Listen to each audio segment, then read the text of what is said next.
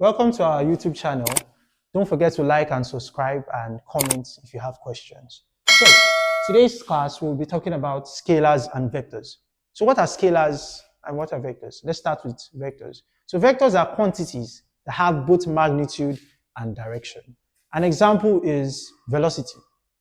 When you say velocity, it is strongly tied to speed because we are talking about how fast an object moves. That's the distance per unit time, how fast an object moves. But when we talk about velocity, we're talking about how fast does it move in a certain direction.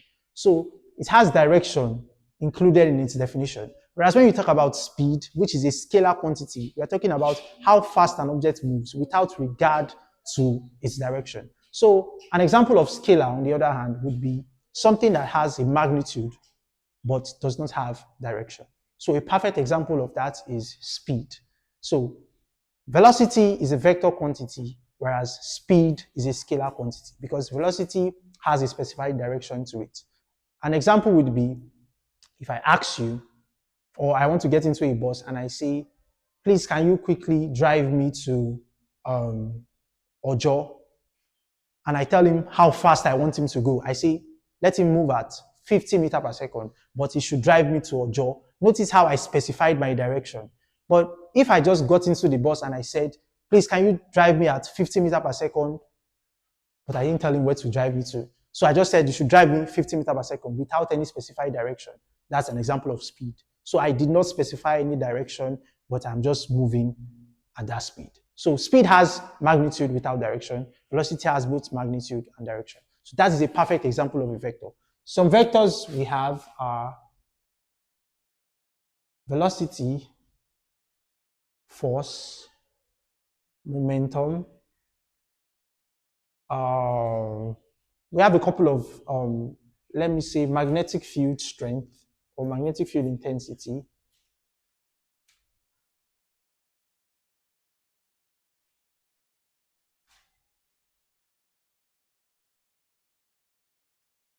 So these are some examples of vectors you would come across. An example of scalar, or some examples of scalar you would come across are speed, mass, time, density, and other quantities. So you can clearly see that, or you can see the distinction between these two. Mass is the quantity of matter a body possesses, but where? It didn't specify any direction. Time, duration in which events occur, but is there a certain direction that time is headed to? No, it does not specify a direction. Density, the mass per unit volume of a body.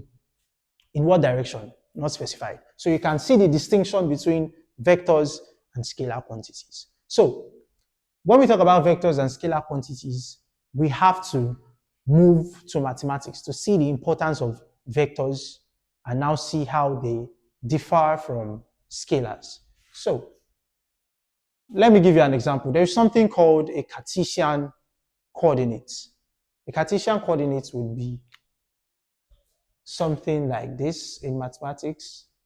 So the right side is positive, the left side is negative, the upper angle, positive, negative. So the north is positive, south is negative, east is positive, west is negative.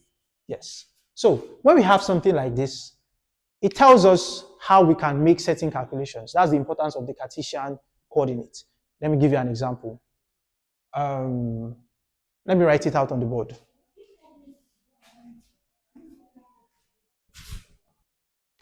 So let's talk about relative velocity. So when we talk about vectors and scalars, what makes vectors so unique is that they consider direction. And when you consider direction, it makes it more mathematically rigorous, other than having or considering scalar quantities. Suppose I want to add 2 kilograms of water with 50 kilograms of water. I don't need to do much calculation. I can use basic algebra. The answer will be 52 kilograms. That will be the total mass. Why? Because it's a scalar quantity. We do not consider directions. But when we're talking about vectors, like cars, the speed of cars, the momentum of cars, or the force acting on an object, we have to consider their direction. So on relative velocity, whenever something moves, it always moves relative to something else. When you have a car traveling at 20 meters per second, it is traveling at 20 meters per second to a stationary observer or to the ground. That is actually the speed of that car relative to a stationary observer or to the ground. Because when that same car, which is traveling at 20 meters per second, is traveling at 20 meters per second, but if you compare it to another car or another observer traveling at 10 meters per second, it will not measure the speed of that car at 20 meters per second. So that is why we have to consider relative velocity. Your speed is always relative to something else. It is not an absolute speed. It is a relative speed depending on the measuring quantity or the observer measuring your speed. So this is a perfect example that displays that property of relative velocity. So in relative velocity, here's an example. We have two cars moving in opposite direction. Two cars moving in opposite direction have speeds of 100 meters per second and 130 meters per second. What is the velocity of the faster car as measured by an observer in the slower car? So the faster car, we can call the faster car V2. And from the looks of it, the faster car is 130 meters per second. And we can call the slower car V1, which is 100 meters per second. Now, the formula for relative velocity is V2 relative to V1, like in this case, would be V2 minus V1. That's the formula. So is it clear? So that is the formula. So we have something of this sort. So it would be V2 relative to V1, which is, what is V2? V2 is the faster car, which is 130 meters per second. And we have the slower car, which is what? 100 meters per second. So the answer then would be 30 meters per second. So that would be the relative velocity of how the slower car would measure the faster car as measured by an observer in the slower car. Thank you.